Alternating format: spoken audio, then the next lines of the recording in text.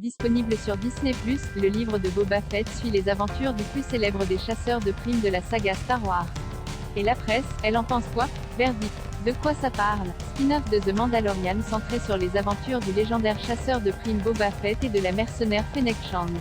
Après s'être hasardés dans les bas-fonds de la galaxie, tous deux reviennent au milieu des dunes de Tatooine pour y revendiquer le territoire autrefois dirigé par Jabba le Hutt et son syndicat du crime. Le livre de Boba Fett, une série créée par Jon Favreau.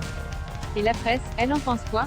Pour Collider, le premier chapitre est peut-être un peu lent, mais le livre de Boba Fett valait l'attente. Temuera Morrison fait un excellent premier rôle, apportant un nouveau souffle au personnage, et forme un bon duo avec Ming-Na Wen. Tous les deux parviennent à créer une énergie très intéressante lorsqu'ils partagent l'écran. 4/5, la critique complète est ici. Pour le journal du geek, c'est un premier épisode particulièrement prometteur pour le livre de Boba Fett.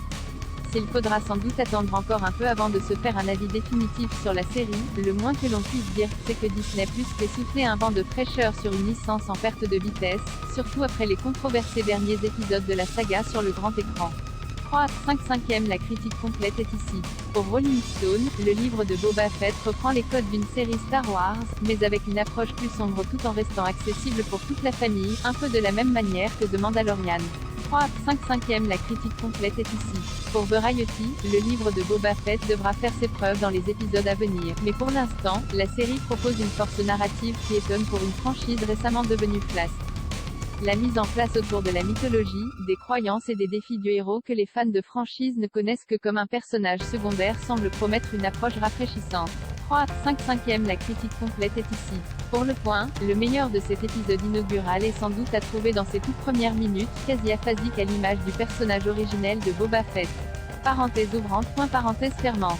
Un peu de poésie donc, dans un monde qu'on aimerait volontiers un peu plus brutal. Ce sera, peut-être, pour plus tard. 3/5, la critique complète est ici. Pour Télérama, le livre de Boba Fett recycle les codes des films mafieux, avec son héros au physique patibulaire, crâne lustré et épaules larges, façon Marlon Brando dans Apocalypse Now. Son succès dépendra de son habileté à multiplier les clins d'œil aux fans du parrain comme à ceux de Luke Skywalker, et à se différencier du Mandalorian en trouvant sa propre tonalité.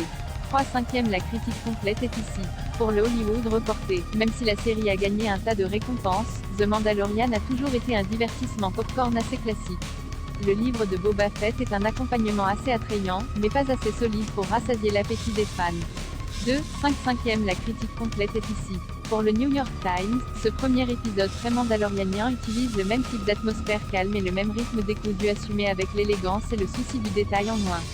2/5, la critique complète est ici.